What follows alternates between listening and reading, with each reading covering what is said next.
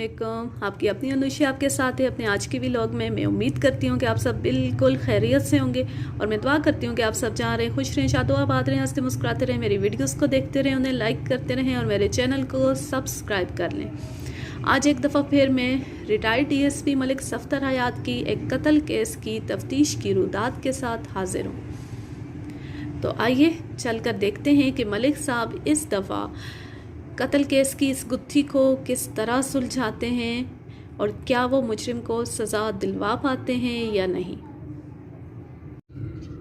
नाअंदेश। वो मौसम सरमा की एक ठिठुरती हुई नामालूद सुबह थी। गुज़श्ता रात गरज चमक के साथ वक्फे वक्फे से बूंदाबांदी का सिलसिला जारी रहा था और इस वक्त भी हल्की फुहार पड़ रही थी। मैं फजर की नमाज अदा करके फारिग ही हुआ था कि बैरूनी दरवाज़े पर दस्तक होने लगी। इन दिनों मेरी रिहाइश थाने से मुल्हिका सरकारी क्वार्टर में थी। मैंने मज़कूरा क्वार्टर के मुख्तसर से सहन से गुज़र कर दरवाज़ा खोला। सामने शबीना ड्यूटी वाला एक कांस्टेबल खड़ा था।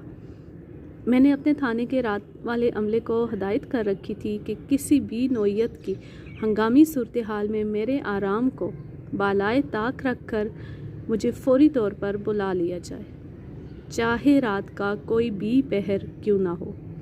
मैंने हमेशा फ़राइज़ की अदायगी को आराम व सुकून पर फोकियत दी थी। मैंने सवालिया नज़रों से अपने सामने कांस्टेबल को देखा तो उसने हस्बे मामूल पहले मुझे सैल्यूट किया, फिर बोला, मलिक साहब, रेलवे स्टेशन वाले थाने से एक ASI साहब और 2 कांस्टेबल आए हैं। इन दिनों में मियाँ चन्नू के शहरी हदूद वाले एक थाने में तैनात था। मियाँ चन्नू रेलवे स्टेशन मेरे थाने से ज़्यादा दूर नहीं था। रेलवे स्टेशन वाले थाने से कांस्टेबल की मुराद वो पुलिस चौकी थी जो हर रेलवे स्टेशन पर मौजूद होती है। मैंने कांस्टेबल से पूछा, मामला क्या है? शायद कोई हादसा पेश आ गया है। किस किस्म का हादसा? तफसीलात मुझे मालूम नहीं है, उसने कहा। उन्होंने मुझे कुछ नहीं बताया। ASI साहब आपसे मिलने के लिए बेचैन हैं। मैंने उनकी बेचैनी से अंदाज़ा लगाया है कि हो ना हो कोई गंभीर मसला है, कोई हादसा वगैरह या। ठीक है, मैंने कांस्टेबल की बात काटते हुए कहा।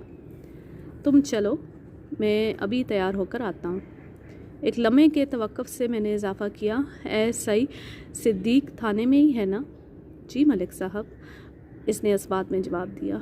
जंजोहर साहब वहाँ आने वालों से बातचीत कर रहे हैं, उन्होंने ही मुझे आपकी तरफ भेजा है।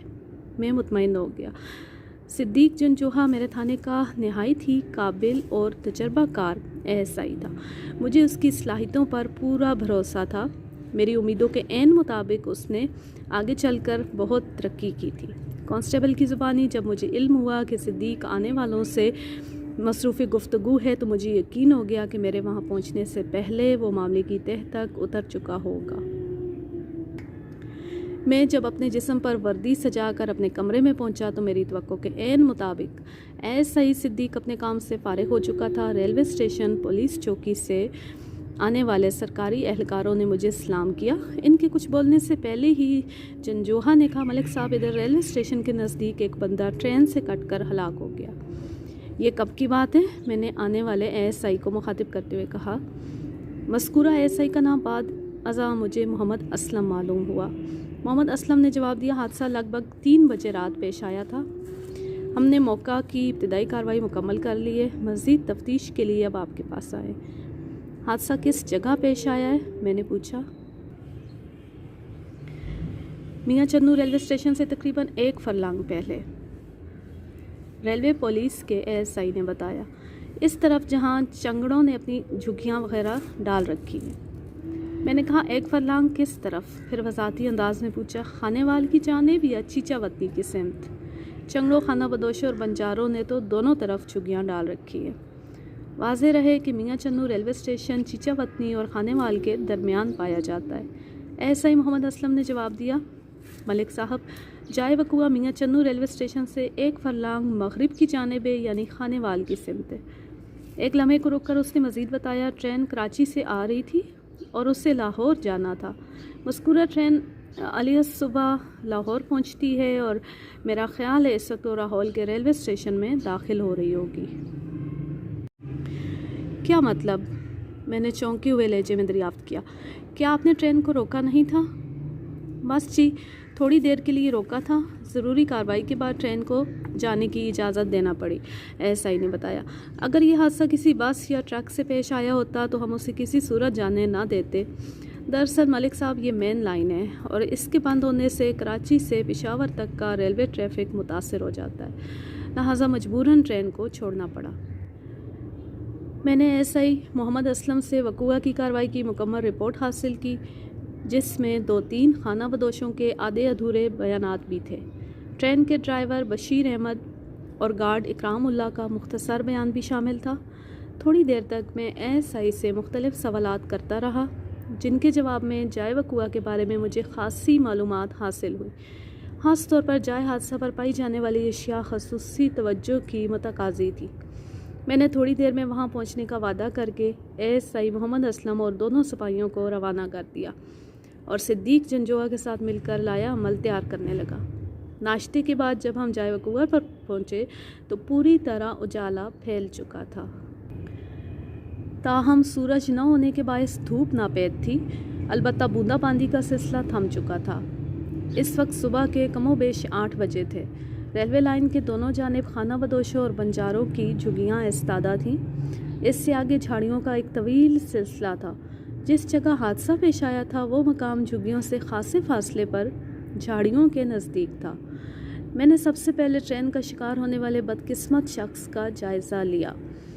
متوفی کا جسم کٹ کر 2 حصوں میں تقسیم ہو چکا تھا۔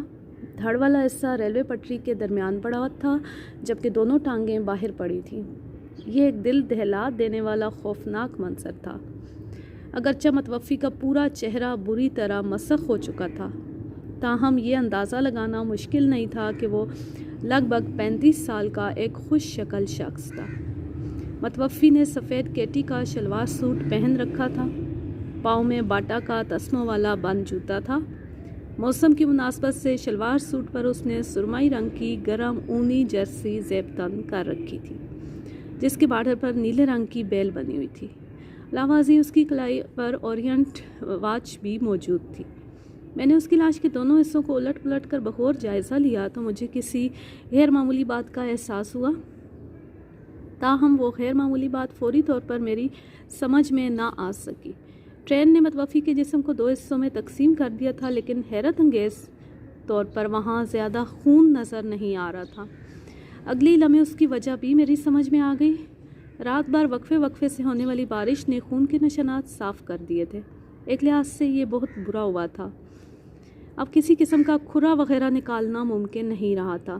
اس کے بعد میں نے متوفی کی جام میں تلاشی لی۔ اس کی مختلف جیبوں سے جو اشیاء برآمد ہوئیں ان میں ایک جیبی رومال، ایک کنگھی، مختلف قسم کے کاغذات، نقدی 800 روپے، 875 روپے، کراچی سے میاں چنو تک کا ریلوے ٹکٹ اور ایک پریس کارڈ شامل تھا۔ ریلوے پولیس چوکی کے ایس آئی نے جن اشیاء خاص کا ذکر کیا تھا وہ ایک درمیانے سائز کا سوٹ کیس تھا جو جھاڑیوں میں پایا گیا تھا۔ تھوڑی سی کوشش کے بعد میں نے متوفی کے لباس میں سے سوٹ کیس کی چابی برآمد کر لی۔ جب میں نے سوٹ کیس کھولا تو حیران رہ گیا۔